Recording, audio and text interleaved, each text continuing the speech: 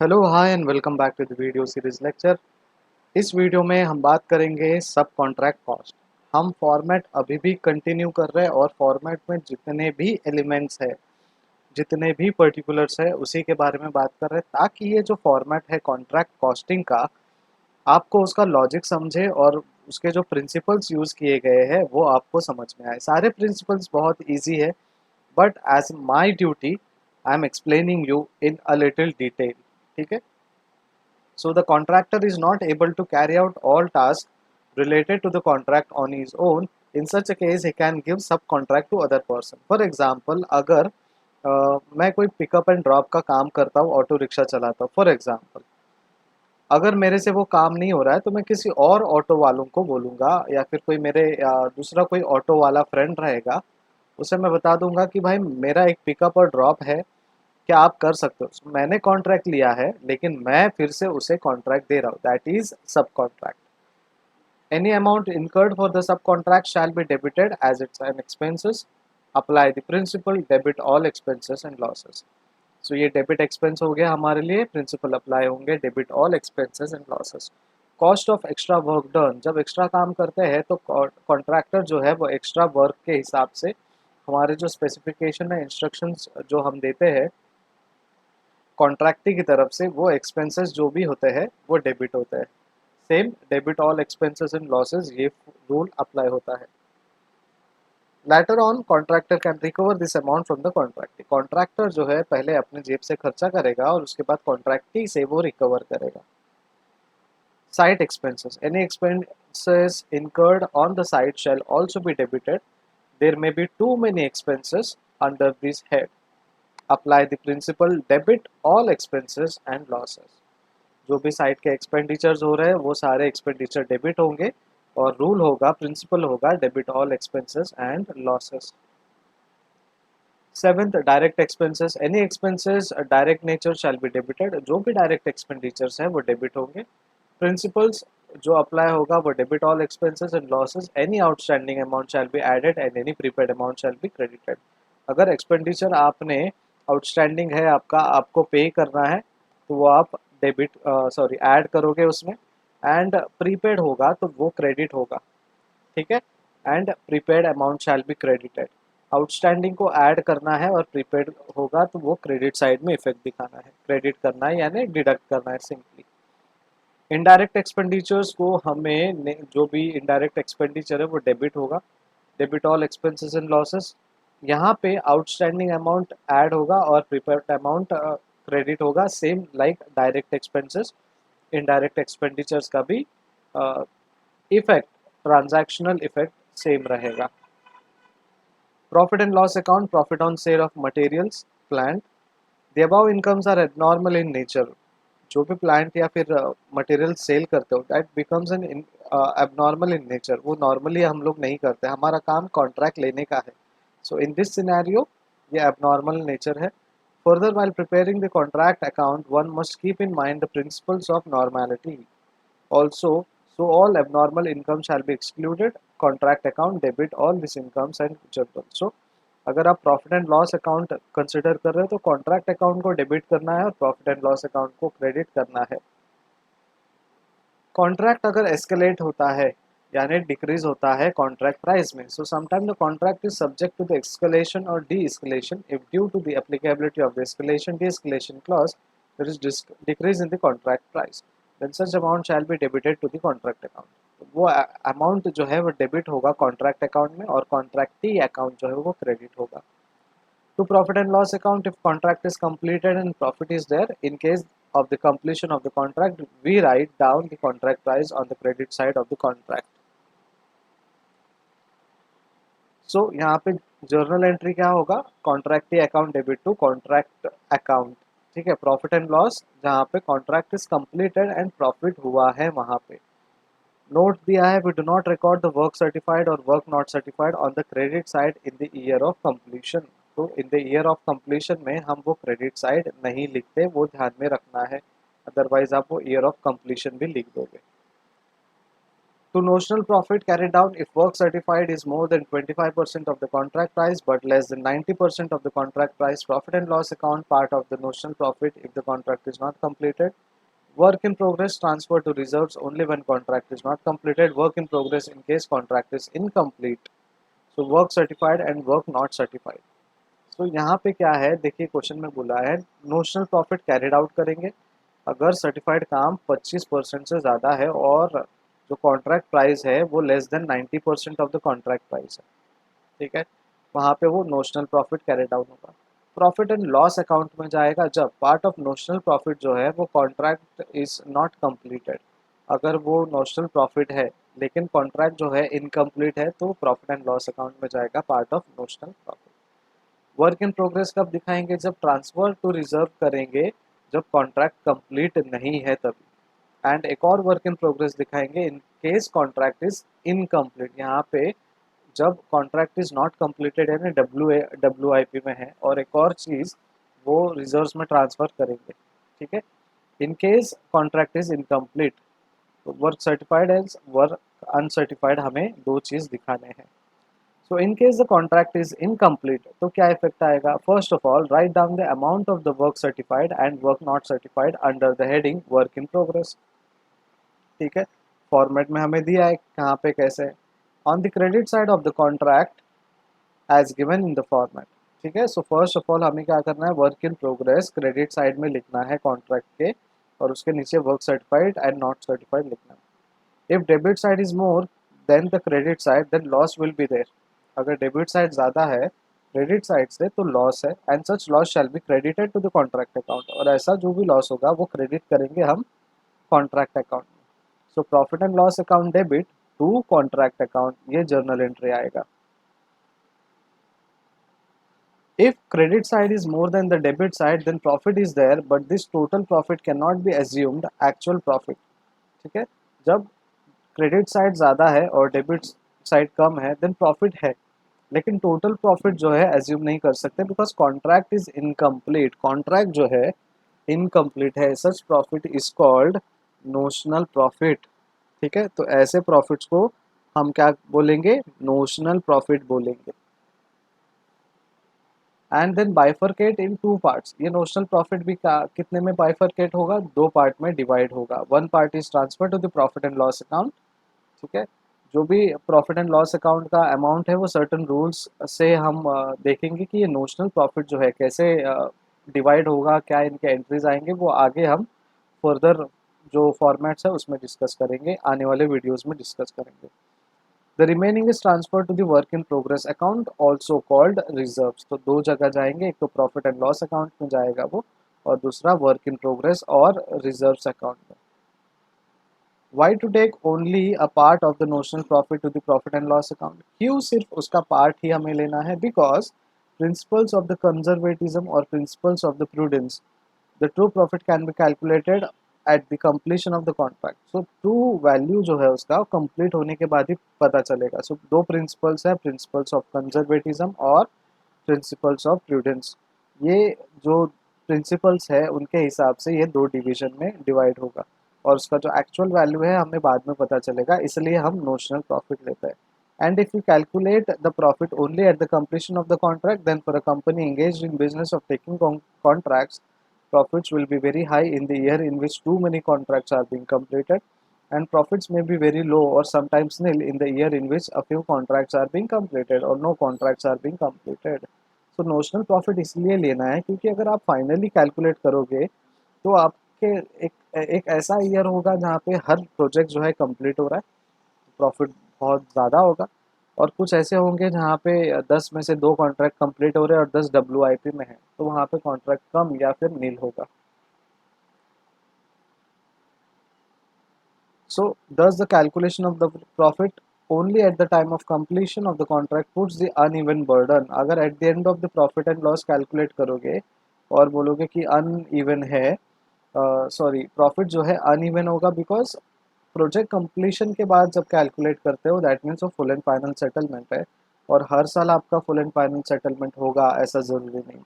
सो notional profit हम calculate करेंगे और उसे टू पार्ट्स में डिवाइड करेंगे, profit and loss account and ये हेल्प करेगा कॉन्ट्रैक्टर को कि कंजर्वेटिज्म या प्रूडेंस ये प्रिंसिपल्स को फॉलो करे।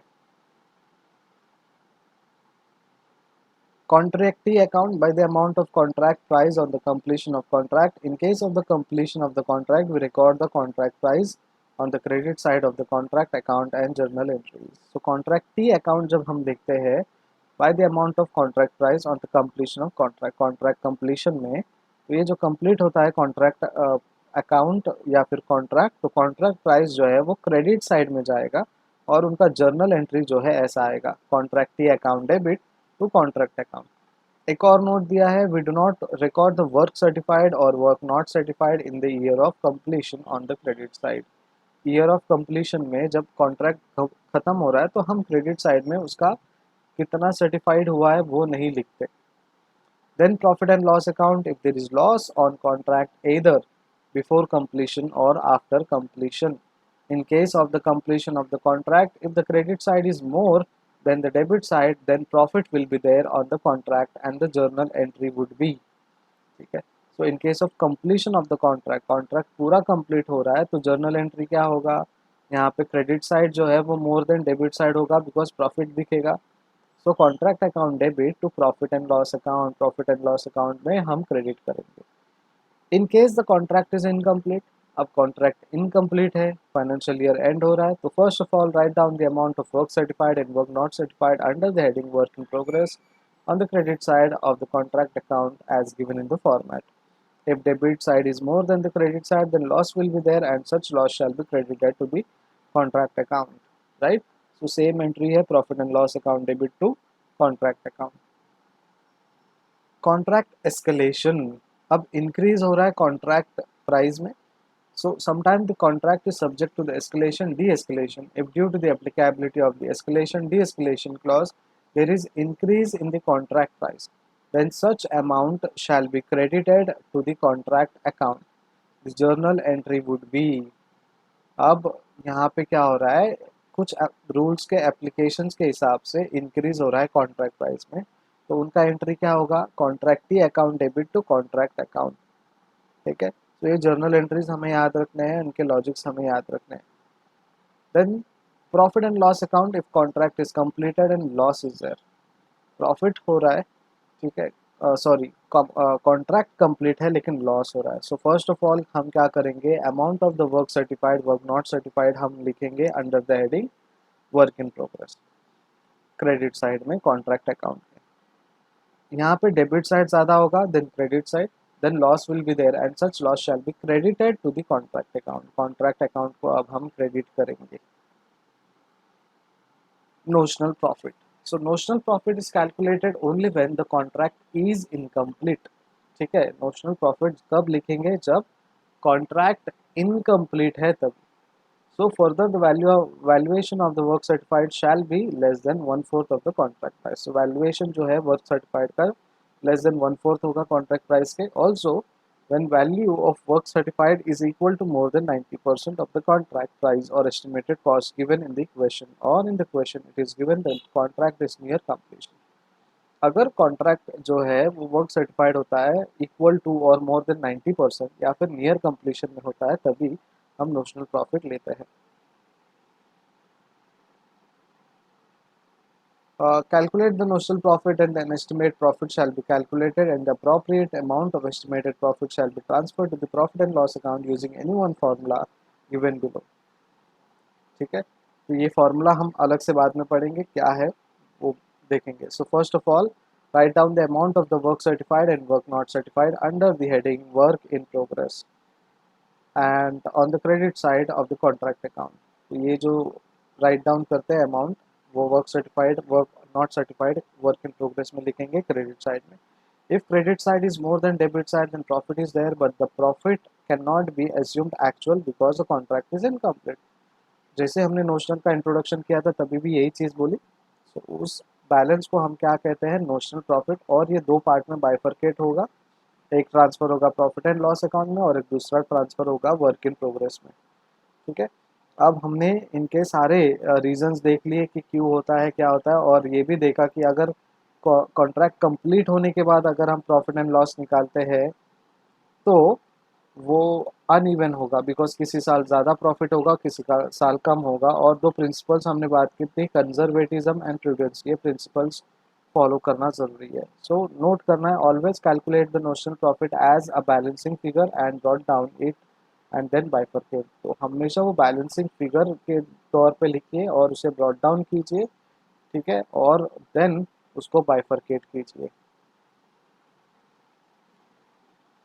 So, how much of the notional profit should be transferred to profit and loss account when the contract is incomplete? कितना हमें वो ट्रांसफ़र करना है जब कॉन्ट्रैक्ट है वो इनकम्प्लीट है? तो सिनेरियोज है, when the value of work certified is less than one fourth of the contract price. जो वैल्यू ऑफ सर्टिफिकेशन है वन फोर्थ से कम होगा तभी। In case the notional profit shall not be calculated and whole of the balance shall be transfer to the work in progress, because ये equal to 90% है या फिर मोर देन 90% है, इसलिए हम डायरेक्टली यहाँ पे प्रॉफिट एंड लॉस अकाउंट में वो ट्रांसफर करेंगे। Only in case the total credit side is more than the debit side. In case the total debit side is more than the credit side, then the difference shall be transferred to the profit and loss account. अगर credit side ज़्यादा है than debit side, तो profit and loss account में मिल जाएगा। लेकिन अगर debit side is more than credit side, जो भी differences होंगे profit and loss account में चले जाएंगे। When value of work certified is equal to more than one fourth of the contract price and less than half of the contract price, जो work certified जो है one fourth से ज़्यादा है और जो प्राइस है उसका कॉन्ट्रैक्ट प्राइस हाफ से भी कम है, तभी profit and loss account is equal to notional profit into 1/3 into cash received, कितना मिला है कैश, सॉरी वर्क सर्टिफाइड कितना हुआ है, ये फॉर्मूले से हम वैल्यूएशन निकालेंगे। थर्ड में, value of work certified is equal to more than half of the contract price and less than 90% of the contract price. So work certified जो है equal to और more than half है और contract price less than 90% है contract price के। So वहाँ पे profit and loss account notional profit is into 2/3 cash received divided by work certified, ये calculation होगा। और last, when value of work certified is equal to or more than 90% of the contract price or estimated cost is given in the question, or in the question it is given that the contract is near complete, in this case the first of all estimated profit shall be calculated। पहले estimated profit calculate करना है, appropriate amount estimated profit में transfer करना है to the profit and loss account using any one of the formula। any one दिया है तो इनमें से कोई भी एक फॉर्मूला आप इस्तेमाल कर सकते हो। एस्टिमेटेड प्रॉफिट्स कॉन्ट्रैक्ट प्राइस, ठीक है, estimated profit is equal to contract price minus estimated cost. Profit and loss account is equal to estimated profit into cash received upon contract price. Best formula, ऐसे experience के साथ कह रहे हैं क्योंकि ये फॉर्मूला हमेशा ही ईजी होता है। Profit and loss account estimated profit work certified और contract divided by contract price. Then profit and loss account estimated profit cost of work to date, that is work certified or completed basically, and estimated total cost. And last, estimated profits into cost of work to date, estimated total cost, cash received, work certified, इन दोनों को multiply करेंगे हम लोग। And amount to be transfer to the work in progress account reserves. अब work in progress में क्या transfer करेंगे, amount to be transfer to the work in progress account, that is notional profit minus profit and loss account. तो इनका जो differences है वो हमें फाइनली वहाँ पे ट्रांसफर करना है। Treatment of work in progress in balance sheet, balance sheet में वर्क इन प्रोग्रेस कैसे दिखाओगे। So sometime in the question it is asked to prepare the balance sheet and to show the relevant items in it, then the balance sheet shall be prepared as follows। Balance sheet as on date, month, year होगा। Liabilities amount, assets amounts, plant and machinery depreciation, plant in hand, material in hand, profit on loss of sale of material plant, profit on contract before or after completion।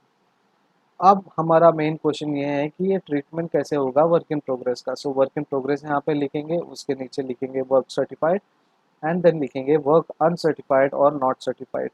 Then उसमें से less करेंगे reserves for unrealise profit, unrealise profit जो है वो less करेंगे, उसका जो reserves है वो।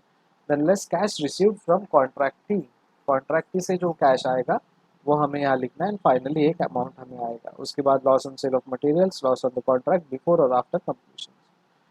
If you are showing relevant items in the balance sheet, then obviously total will not tally। अगर आप relevant चीज़ें ही दिखाओगे, लिमिटेड चीज़ें ही दिखाओगे तो यहाँ पे बैलेंस शीट टैली नहीं होगा, ठीक है।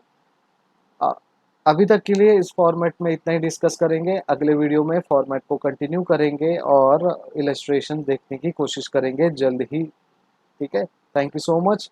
Keep watching and keep making notes. Video अच्छे लग रहे हैं तो लाइक कीजिए, सब्सक्राइब कीजिए और चैनल को बहुत सारे स्टूडेंट्स तक शेयर कीजिए।